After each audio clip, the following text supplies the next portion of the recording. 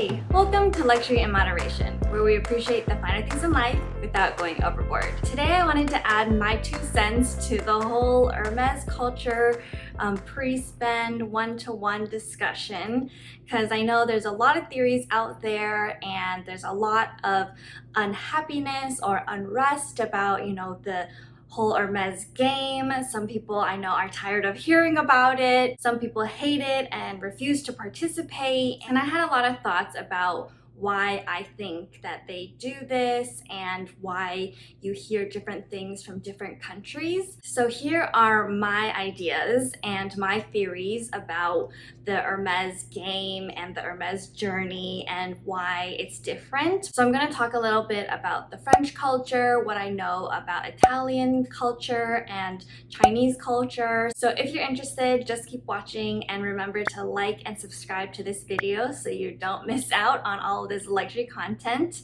If you're new here, welcome. My name's Joanne, and every week I upload videos about luxury handbags and other luxury lifestyle products and luxury brands like this video. So let's get into the main topic, which is Hermes culture and why it gets distorted or distilled with each country's culture. So let's start with the original French culture, and I do believe that Hermes originally had a good intention. So a lot of French companies, a lot of French people are rightly prideful of their heritage. The French have been through a lot. They invested a lot in the luxury market, and they do like having very good quality. They want to be the best in a lot of different areas, such as champagne, such as jewelry. So a lot of houses, maisons, and the luxury culture is from France because they do have a very high bar.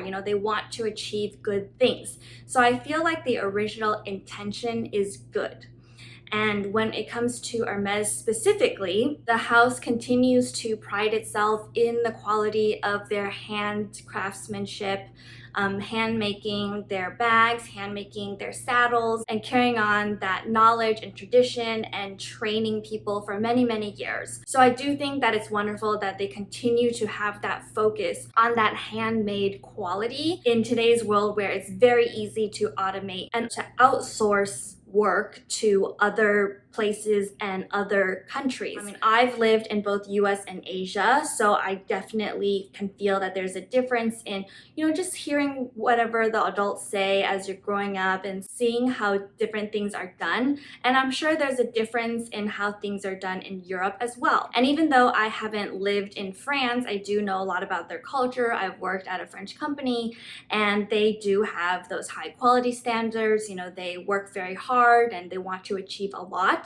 I also know that there is a concept of surprise and delight. So this concept of surprise and delight is something I've heard in luxury French companies, and that's where they want to delight their customer. They not only want to meet the customer's expectations, they want to evoke a joy that comes with exceeding expectations. And whether it's like a little present, a little sample, going above and beyond customer service, all of these things can give that customer a little bit more happiness and joy. And I think it is something that luxury companies want for their customers, so that the customers will, remember that joyous feeling and that memory and associate it with the brand, so that they will keep coming back and shop with the brand. Along with this concept is also what people say Hermes is all about, which is building relationships. So again, it's about building a relationship with the customer to not only be able to connect with them and make sure that they're loyal customers and keep coming back to the brand, but also making sure that the customer is actually a fan of the brand and not just buying something for the hype of it. And I think this is the part that gets the most distorted as you move out of the French country. So what do I mean by that? Well, originally, I think before the Kelly and the Birkin were like super famous and everyone was talking about it, anybody would just want to go into Hermes and want to buy their items because it was like any other brand that, okay, I like this company, let's buy things from them. And now, because the Birkin and the Kelly are so famous, people only want to go to the store and buy those bags, not necessarily because they actually appreciate the craftsmanship, they appreciate the design of the bag, but because people want it and people want to feel like they're in that exclusive club. So Hermes wants to sell to people who will actually appreciate them and appreciate Hermes. So originally, if you were a customer and you enjoyed the Hermes brand and you enjoyed their craftsmanship and their heritage, you would probably buy other things other than bags, and you would probably want other things other than the Birkin and the Kelly. And that's why there was buying other things before you actually buy a Birkin or a Kelly. But that didn't mean that you had to buy other things. Because let's say I was a new customer in Paris and I walked in and I immediately connected with an essay and I talked about how I loved their craftsmanship and like saddles and all these things that I knew about Hermes, and the essay could clearly tell that I was a fan, then I wouldn't have to spend anything, and it's possible that they would be like, oh, do you want a Kelly? And honestly, that is what continues to happen in the Paris stores. Like, you don't necessarily have to pre-spend there if they can tell that you are an Hermes fan. So I feel like that rule of pre-spending is not the original intent, and that's not something that Hermes necessarily wants. What they truly want at the core is to sell their bags to people who actually appreciate them and not people who want to make a profit and resell them. But now that proof of enjoying the brand has turned into specific dollar amounts.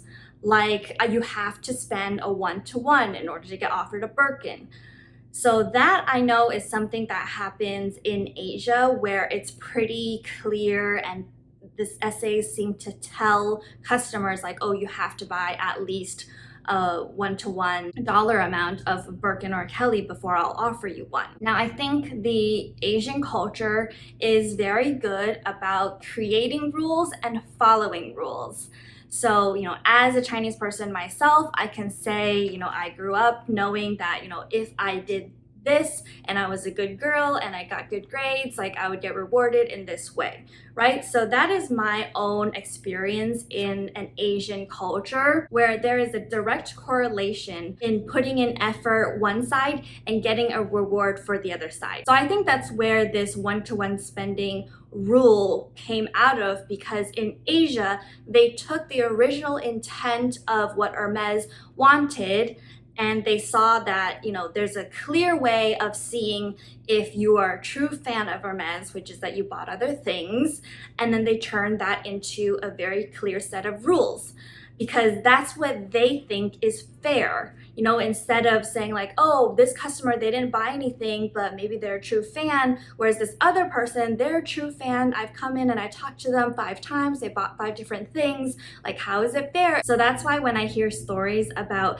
essays in Asia telling customers right off the bat, like, you have to spend this much before I'll offer you a Kelly or a Birkin, I think that makes sense for their culture. Now, I've heard stories in Dubai about how they are even more extravagant of like, not only do you have to buy this, but you have to buy a diamond necklace and you have to buy from fine jewelry and blah, blah, blah in order to get a Birkin or a Kelly. Now, I am not familiar with like Dubai culture, but I do know that they have a reputation for, the extravagant lifestyles, the ultra super rich people there. So maybe like they're trying to push the limits of how much their customers will spend, because if one person isn't willing to buy like a fine jewelry piece, the next customer is willing to buy it. Now, for the USA, I grew up here as well, and the US culture is very, very different from the Asian culture and very, very different from French and European culture.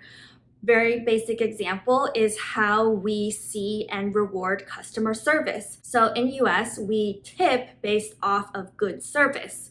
Now, there's lots of theories that I don't want to go into about how much you should tip and blah, blah, but the basic concept is that if you have really good service, you should tip more. Now, that is not something that they do in Paris. Harking back to what I said about the Paris culture and the French culture, like they already off the bat see this baseline of customer service and how good it should be and how they want to surprise and delight customers, and it's not something that they're going to be paid extra on. It's already built into like their most basic level of service. So definitely there's a difference in how we receive service in the US and how service is given. Also, I think that in the US, outgoing people and social people and extroverts are rewarded more, and that personality is encouraged more than in other countries and in other cultures.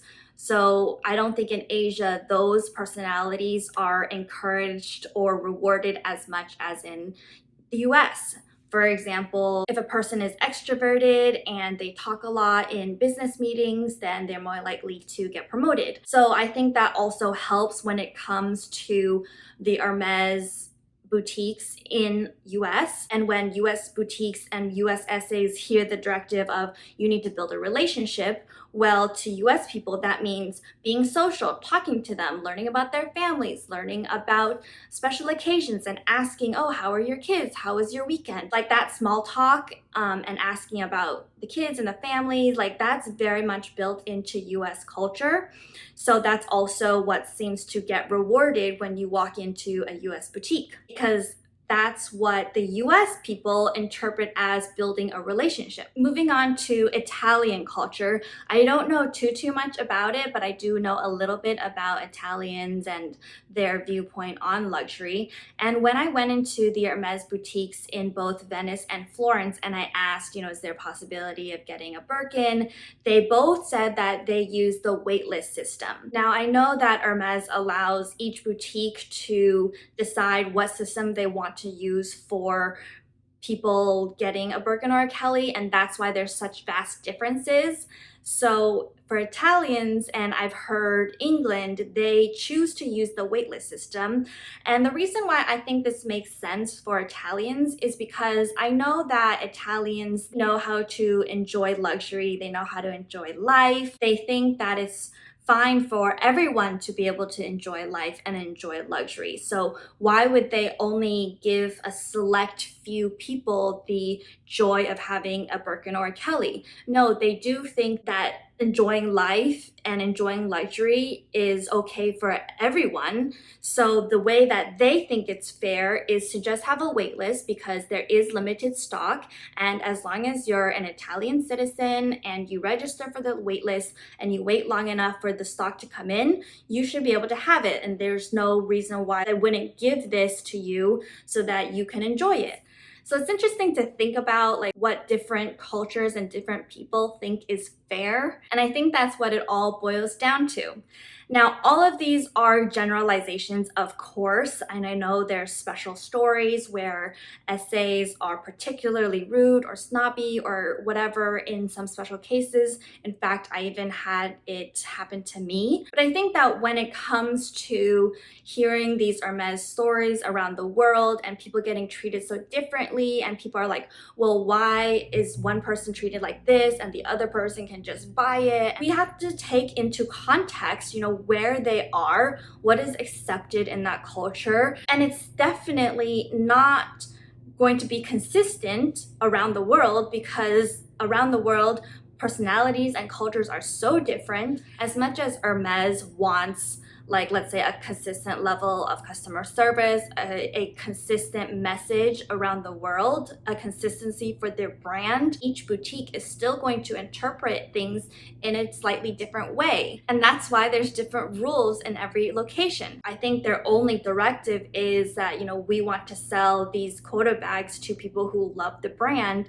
And again, that directive is interpreted differently and distorted a little bit. So I'd love to hear what you think about this topic. What do you think about my opinions? Again, everybody has their own theories. I just thought I'd throw in my 2 cents into this huge Hermes discussion of, is it fair, like what they should do? And it depends on each individual if they want to play the Hermes game and where do they play it. Like, it's different again in each country. Please share your thoughts below, and thank you so much for watching. I really appreciate the time. If you like this video, please like, subscribe, and hit the notification bell so you can join me in this luxury journey where we discuss all of the different things that comes with all these different brands, and I can't wait to see you in the next video. Bye!